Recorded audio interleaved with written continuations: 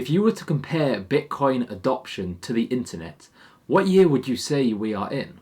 1990, 1995, 2000?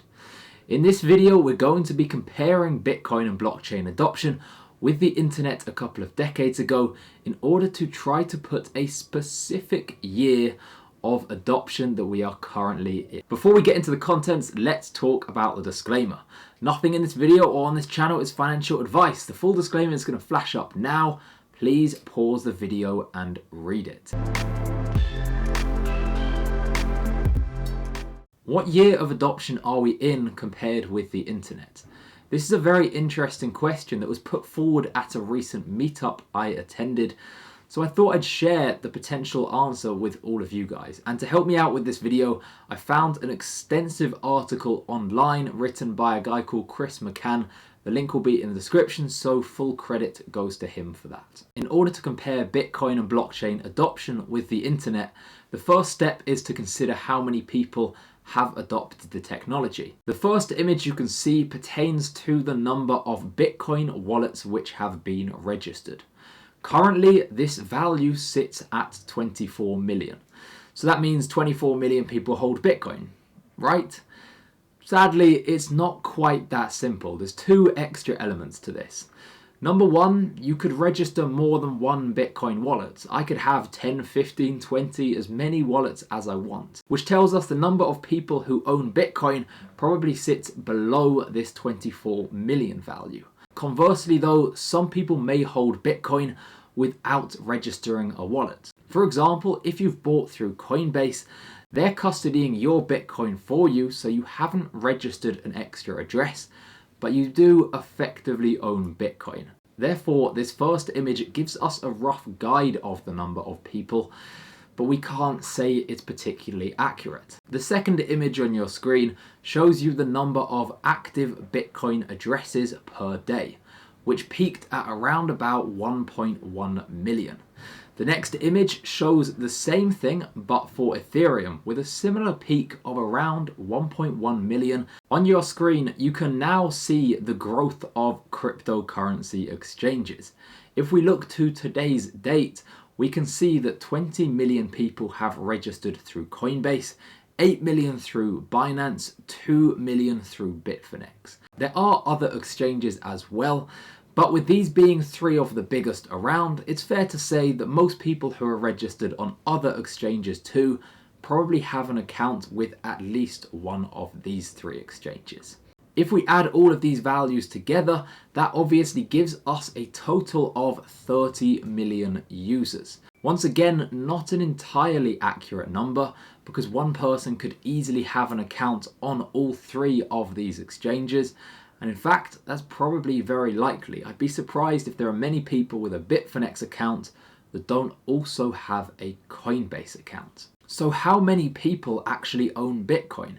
In terms of adoption, how far along are we? Based on these numbers, a fair estimation would be around 20 to 30 million users. If you put that into perspective for a minute, it's crazy to think about. There are over 7 billion people globally, and the aim of this is to someday be a fully global currency, and yet adoption is only around 20 to 30 million people. How does that compare with the internet? Based on this image, that puts us around about 1994 in terms of adoption. That is unbelievably early. When I speak to many people in the crypto community, they say we're something like 98, 99 in terms of the internet. Based on these statistics, it's much earlier and it's around about 1994. Let's look at another graph to see if this is backed up. This one shows the growth of crypto assets versus the growth of websites. Once again, we can see that we are roughly around about 1994 in terms of adoption. This next image is crazy. This shows the difference between ICO funding in the current crypto space and VC financing back in the early days of the internet. Studying this, it's obvious to see why the ICO bubble grew so rapidly and popped equally as fast as well. In the early days of the internet, most funding came through venture capital firms. These are people who put significant amounts of research into companies and don't just throw their money left, right, and center. Whereas rewind 10 months ago in the ICO space when it was incredibly overhyped, and that is exactly what was happening.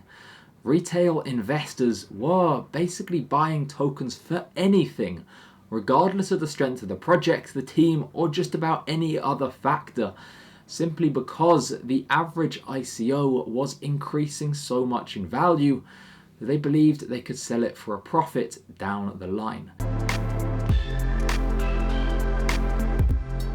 If the adoption rate of Bitcoin is currently in 1994, then in 6 years will presumably be around 2000, right?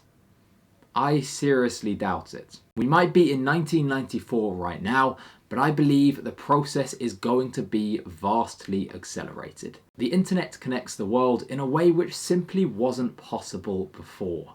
Now, something can go viral very quickly and gain mainstream adoption in a matter of months rather than years. If we look at this image on the screen now, this tells us how long each of these applications took to get to 50 million users. The telephone took 75 years, radio was 38, TV was 13, and as we continue moving forwards in time, we can see how adoption rates accelerate rapidly. For example, YouTube got to 50 million users in just 10 months. Compare that with a TV which took 13 years, and the results are staggering. If we continue going forwards, you can see Angry Birds took 35 days and Pokemon took just 19 days to reach 50 million users. So what I'm basically saying here is we might be in 1994 right now, but expect for the whole process to be rapidly accelerated, and we could well be in the equivalent adoption of 2000 in just 2 or 3 years rather than 6.